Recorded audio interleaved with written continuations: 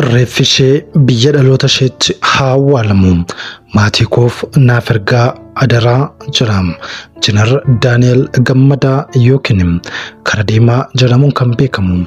Obboleettiin koo baay'ee dhukkubsattee waajjira poolisiitti baasanii mana yaalaa Shaggar Furii ciistee jirti.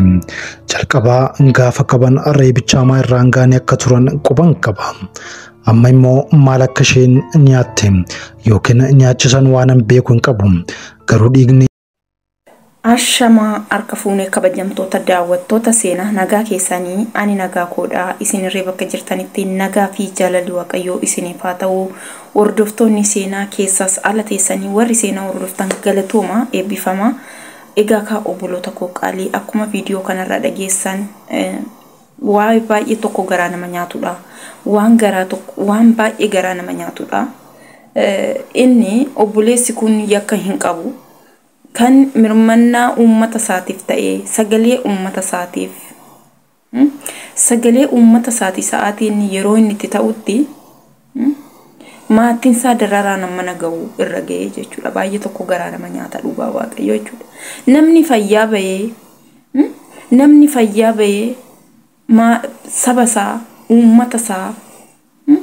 uummata rakkatee jiruuf saba sagalee dhabeef sagalee ta'ee yeroo deebi'ee hidhamee maatiin immoo maatiin isa jala jiran obbolaan haati abbaan dararaa nama naga'u irra ga'u baay'ee tokko namatti ulfaataa jechuudha. Egaa ka waaqayyoon obboleetti keenya nuuf amaaru wanti godhamu hin jiru. Rabbiin waaqayyoon obboleetti keenya nuuf amaaru obboleettiin keenya du'a ishee otoo hin taane fayyina ishee nu dhageessisu waan fayyaan ishee maatii isheetti akka galu waaqayyoon fayyina ishee nu dhageessisu. Waaqayyo irraa humtuu hin danda'amu hin dadhabamu kan namarraa dadhabame waaqayyo irraa hin danda'ama. Hin du'a jedhamee kan eegamu ni fayya waan ta'eef waaqayyoof harka waaqayyoof waan hin danda'amne hin jiru. Obboloota koo gaariif qaalii waaqayyoon obboleetti keenya akkasitti lubbuun ishee amma lubbuun ishee darbuudhaaf ka'utti eegamaa jirtu mana hidhaa seenee namni yeroo durii namni umurii keenya kana keessa umurii nuti beeknu kana keessatti namni hoo hidhame waan hidhameef sana gaafa waan hidhameef sanaaf fixatu gara maatii isaatti gala. Inni amma waan tumti isaatu siin galu irrukutamaa hin dabaddabamaa namni nama hajjeese irrukutamu ko namni nama hajjeese hin ta'a fayyaasa.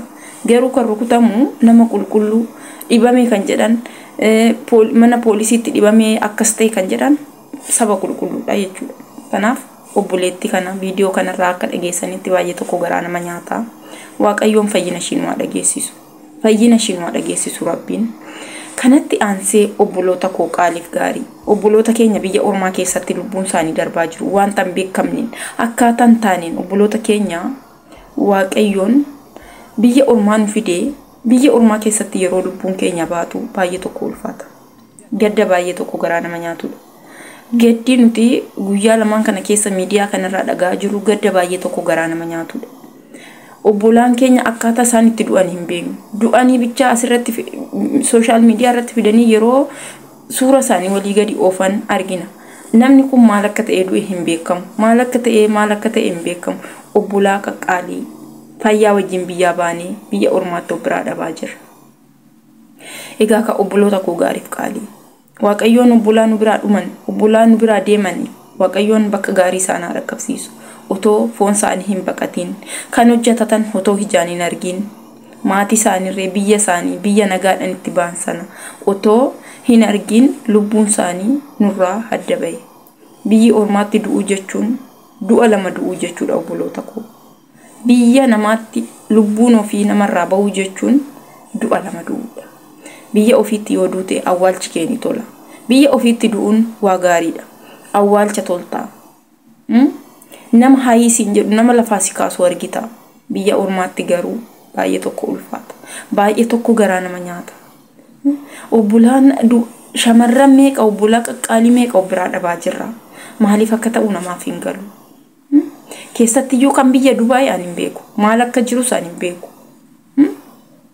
Obbolaa qaqqaalii waggaa tokko keessatti obbolaa meeqa biraa lubbuu dhabnee jechuudha. Lubbuu obbolaa meeqa biraa dhabaa jirra. waggaa tokko keessatti lubbuu meeqa hawwaalli isaanii otoo bareedee biyya isaanii galanii biyya abbaa isaaniitti otoo du'anii akkam dansa.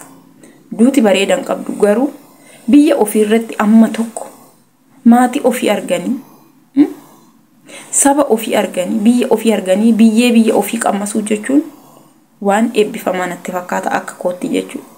Biyya ormaa irratti duuni hin bareedu bara. Biyya ormaa keessatti duuni waa takka. Obboloota koo qaaliif gaarii.